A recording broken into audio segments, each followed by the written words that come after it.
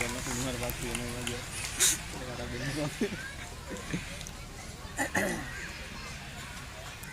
දෙන්න අනේ පුගෝලි වල මුනේ අපි වශයෙන් නේද ආ ගාරට ආවා ඒක රිවර්ස් කැමරා එකක් නේද පිටුපස්ස වේනවා දැය කලිනේ ඒ පිළිගැනීමේ කාර්යය අපූර්වට අවසන් කරලා මේ පෙන්වන්න හදන්නේ එයාලට තවත් විශේෂ හැකියාවක්. අපේ කණ්ඩායම් නායකයාට ඉංග්‍රීසි ගී ගායන බැරි වුණාට මොකද? ඒක මවුත් ඕගන් එක වාදනය කිරීමේ හැකියාව තියෙනවා. ඔයත් නිහඬව අනුකම් දුන්නොත් ඔයාට ඒ අපූර්ව අවස්ථාව හඳ ගන්න පුළුවන්.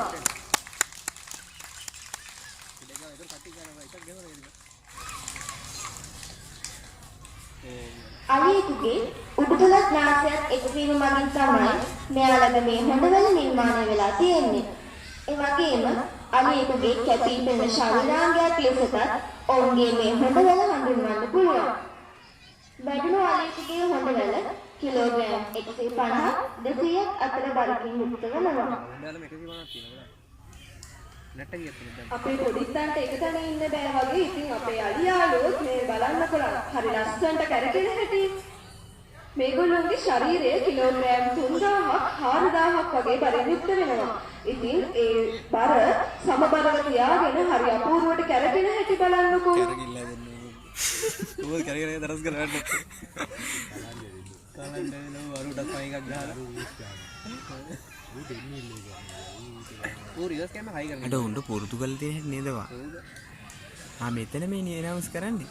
ඉතින් මේ කරකැවිල ඉවර වෙලා මොකද මේ පස්සන්ඩිය මතට ගිහිල්ලා කරන්න හදන්නේ?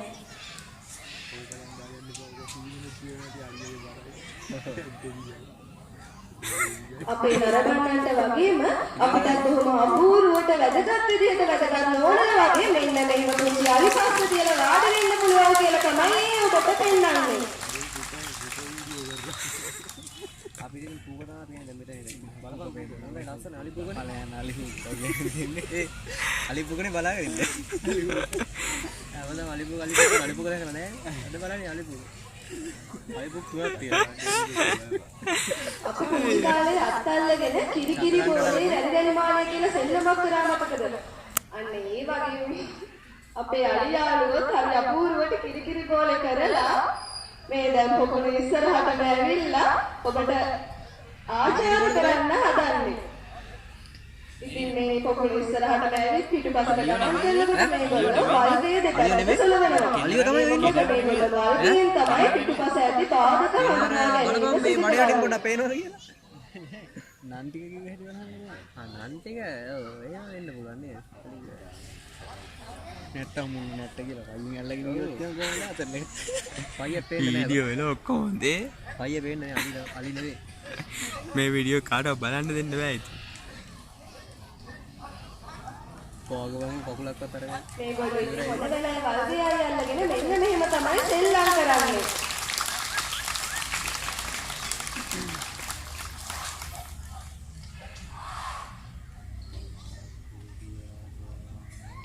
මොකද්ද බං?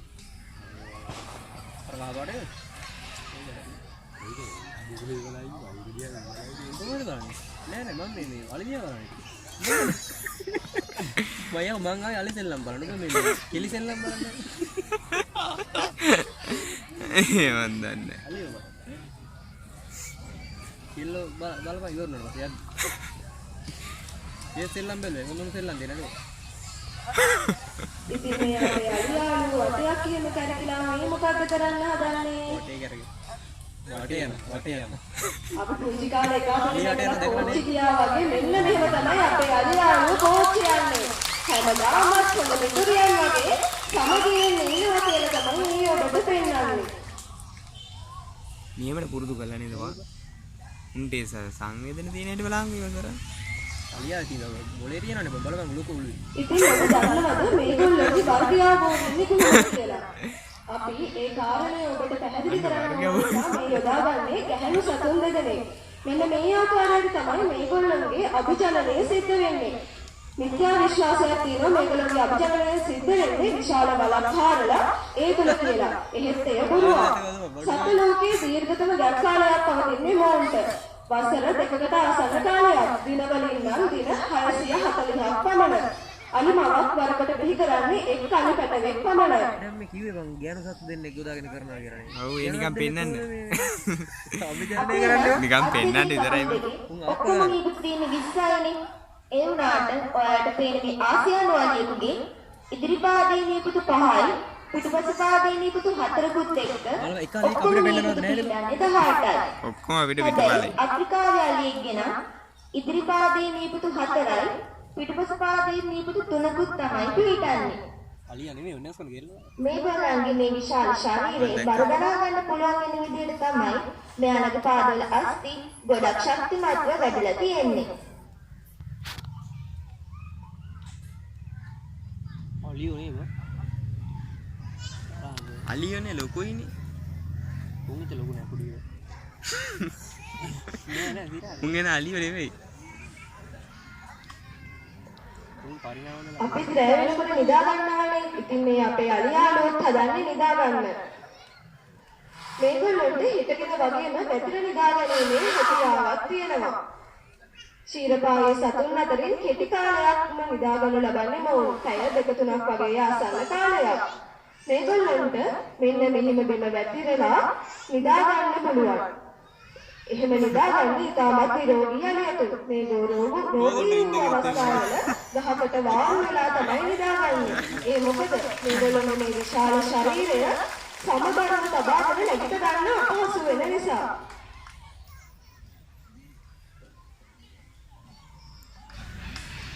පිළිවෙලට නැගිටින්නේ වා. ඉස්සලා ගැම් මරන්න නැගිටින්නේ. උන් නිදාගත්ත විල නැගිටිනවා නේ? එක දෙක තුන. උඹ ගණන් පුළුවන්. ඒලල් මැස් දන්න කරේවා. ආබාලියගේ එලවල් මැක්ස් වල උන. යකෝ සයිට් එකට අරන් යනවා. කිව්ස් කරන්නද? ඒ ටීවී දෙක කරේ. සිවිල් ඉංජිනේර බලුවා. ඒ ට්‍රාන්ස්පෝර්ට් අයියකෝ මේ ට්‍රේන් ඕනෙත් නැහැ. අලියාලුවත් හදන්නේ ට්‍රේන් එක ජූස් දාත. නුව දාන බා බෙන්ඩින් මේකටද? කම්බිනමයි මැෂින් ඕනේ.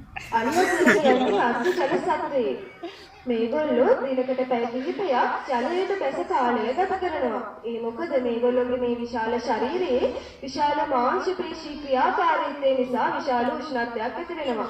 ඒ උෂ්ණත්වය මැඩ පවත්ව ගන්න තමයි මේගොල්ලෝ දිනකට පැය කිහිපයක් ජලයට බැස කාලය ගත කරන්නේ. ඒ වගේම මේගොල්ලෝගේ මේ විශාල ශරීරයේ ඇතිවන උෂ්ණත්වය වැඩ පවත්ව ගන්න මේගොල්ලෝ නිතරම කන්සලවනවා. අපේ නම් දහඩිය පිට වෙන්න ඡේද ගන්ධ පිටලා තියෙනවානේ. මේගොල්ලෝගේ නම් එහෙම ඡේද ගන්ධ පිටලා නැහැ. ඒක නිසා තමයි මේගොල්ලෝ නිතරම කන්සලවන්නේ. ඒ තුලින් මේගොල්ලෝගේ කන් හරහා තියෙන සියුම් රුධිර කේශ නාලිකා වලින් ශරීරයේ තියෙන විශාල උෂ්ණත්වය අවට පරිසරයට මුදා හරිනවා. ඒ තුලින් මේගොල්ලෝගේ ශරීරයේ සිසිලසක් ඇති වෙනවා. උන් බොන වතුර ඒතකොට දාඩිලේ යන්නේ නැහැ බං. චූවලි විතරයි. ඒකනේ උන් අර අම්බාන ටිකක් දාන්නේ.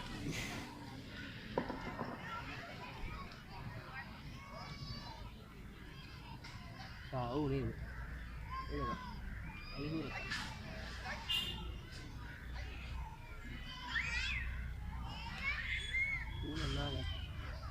දැන් දෙවෙනි එක නාන්න නැද්ද? බාස්කට් බෝලුත් තියෙනවා.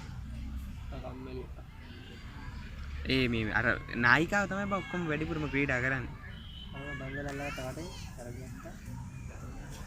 අපේ ලංකාවේ අයට නම් අලි කියන්නේ අරුම් පුදුම දෙයක් නෙමෙයි. ඒ මොකද කිව්වොත් අපේ රජුන් හිටපු කාලේ ඉඳලම මෙයාලව භාවිතා කරලා විවිධ යෙදුම් පිටු කරගෙන තියෙනවා. රජතුමාගේ මංගල හස්තියා විදිහට පෙරහැර ගමන් වලටත් වැඩිකරුවන්ට මොණ්ඩ වෙලෙන් හොයන හැටි බලන්න ඕනා. මොණ්ඩ වෙලෙන් හොයන හැටි අර. ඔයාලට මේ පෙන්වන්නේ ඒට උදාහරණයක්. ඔයාලට පේනවද? ඉන්දිමේ කොටේ අරන් යන්නේ බෙලුවක් ආධාරයෙන්. බෙලුව කියන්නේ මෙයාට මේ කොටේ අරන් යන්න හදපු ආධාරකයක්. ඒක හදලා තියෙන්නේ කිතුල් කෙඳ වලින්.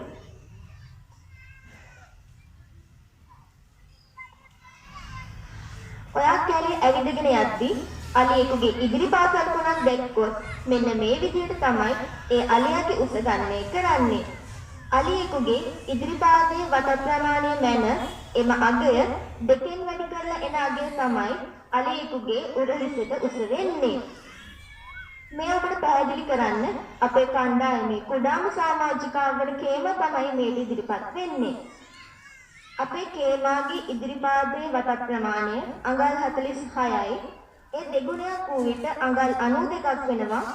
ඒ අඩි බවට හැරූ විට අපේ කේමාගේ උස අඩි 7යි අඟල් 8ක් පමණ වෙනවා. ඒ ජාත්‍යන්තර මිනුම් මේකකයක්. අන්න කිව්වෙත් ඇනේ දාගෙන ඉන්න.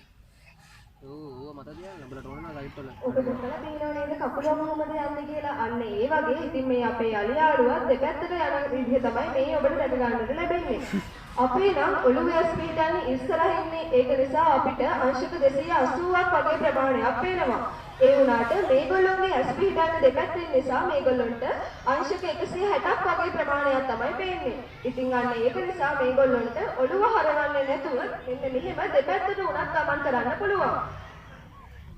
ශ්‍රී ලංකාවේ සංරක්ෂණය පිළිබඳ ජාත්‍යන්තර ප්‍රතිනිධිය ජාත්‍යන්තර දැකීම ලබන්නේ හස්තියා විසින්. මේ පැත්තට උගේ පස්ස විතරයි වෙන්නේ. ජනදාරී සංකේතය තමයි හස්තියා. ඒ වගේම අනිකුත් රටවල් ගත්තාම ඕස්ට්‍රේලියාවේ කැංගරුවා, චීනයේ පැන්ඩාත් වගේ සතුන් මේ රටවල ජනදාරී සතුන් ලෙස හඳුන්වනු ලබනවා.